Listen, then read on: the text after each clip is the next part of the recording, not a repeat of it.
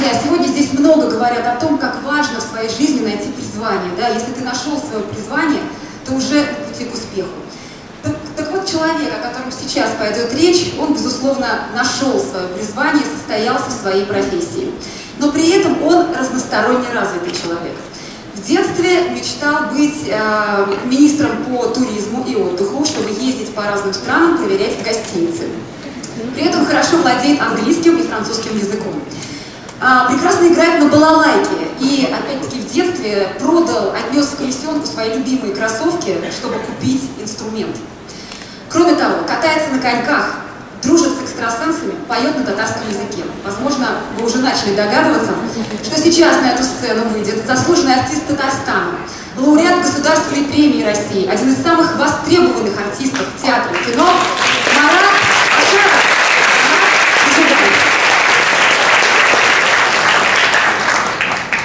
Добрый день, уважаемые земляки. Во-первых, я хочу сказать сразу, ответить на, наверное, главный вопрос, который мне задают каждый день. Экстрасенсы, правда. Ну, а что касается сегодняшнего мероприятия, я также очень благодарен организаторам и уважаемому президенту, что меня пригласили побыть здесь, постоять на этом мосту и поделиться, наверное, тем, как я, как говорят, добился успеха. Ну, я вырос в обычной московской татарской семье. У меня папа следственный сантехник, мама повар. Поэтому об актерстве в нашей семье никто не говорил, и никто меня этому не учил.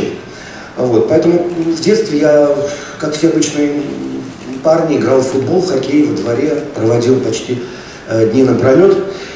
И когда окончил школу, стал вопрос, куда идти учиться, мама сказала: «Кай булса баринде». Я пошел.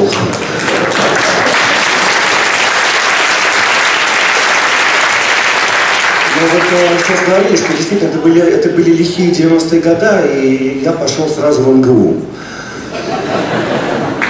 На юрфак. Так получилось, что поступил.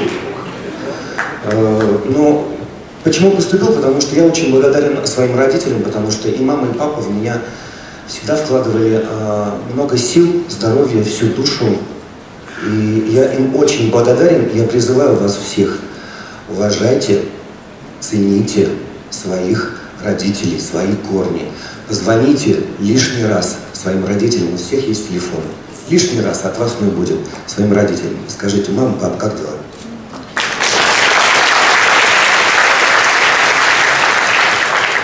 Вы знаете, еще один важный путь к успеху, это важно заниматься любимым делом. Ужасно, когда работа тебе доставляет неудобства. Вот бывают люди, часто говорят: мне так надоела моя работа, но мне нравится, уходи. Найди себе ту работу, которая тебе нравится. И именно тогда, когда работа доставляет тебе удовольствие, то продукт, который ты созидаешь, создаешь, он доставляет огромное удовольствие и всем людям. Даже, вот, я считаю, кузнец, который кует подкову, если он будет ее ковать с любовью, как ему будет благодарна и лошадь, и наездник. Поэтому мы, актеры, когда играя любую роль, там, или в кино, и в театре, да даже с экстрасенсами, мне очень нравится мое дело, и это самое-самое важное, ребята, заниматься любимым делом, когда ты идешь на работу как на праздник. И тогда люди будут на твою работу пользоваться твоим продуктом, который ты создаешь. В моем случае люди будут ходить в кино, в театр и так далее. Поэтому занимайтесь, пожалуйста, любимым делом. Также хочется сказать, что в любой работе нужно не забывать про чувство юмора. Оно должно быть. Вот у нас такая сейчас, так посмотреть, веселая жизнь.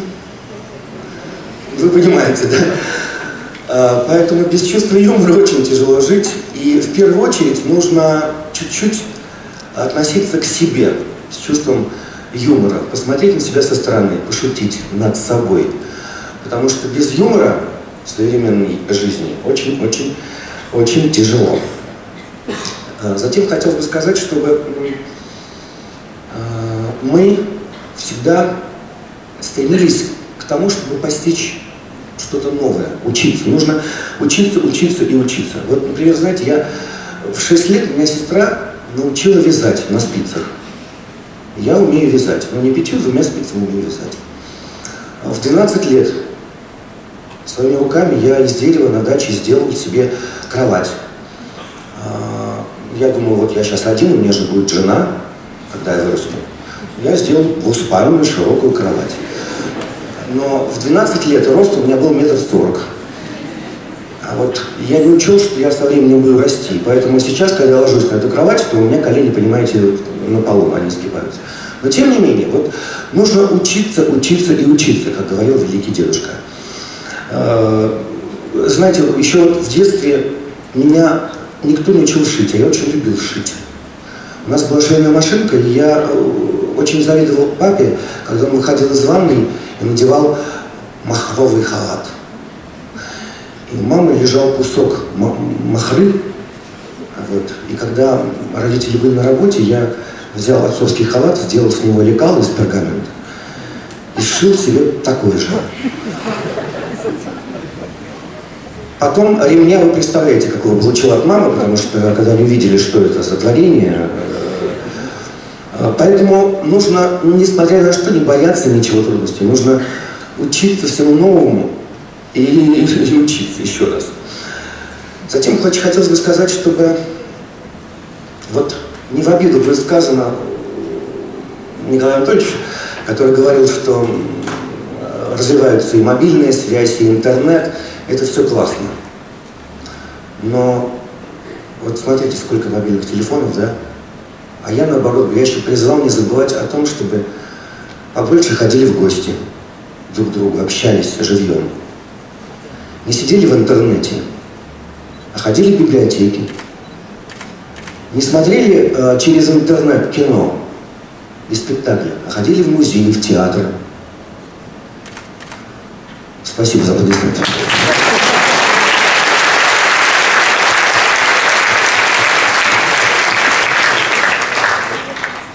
Вы знаете, еще хотелось вот что сказать. Вот я уже говорил про экстрасенсов.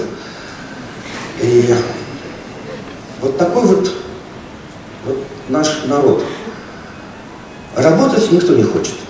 Мне вот говорят: Марат, у тебя есть какой-нибудь экстрасенс? Вот у меня что-то там в бизнесе не идет, там это, кого-нибудь дай мне. Я говорю: работай, работай, сходи лучше, в мечеть сходи лучше, помолись, и у тебя все получится. А не экстрасенс. Вы думаете, что кто-то за нас что-то делает? Нет, я уверен, что вот все, кто здесь сидят в президиуме, уважаемые люди, да не только, вы знаете, почему они здесь сидят? Потому что они много-много трудились. И вот и в спорте нужно тренироваться, чтобы добиться успехов. И в жизни нужно шлярге. Спасибо большое. Спасибо, Марат. До встречи, наверное.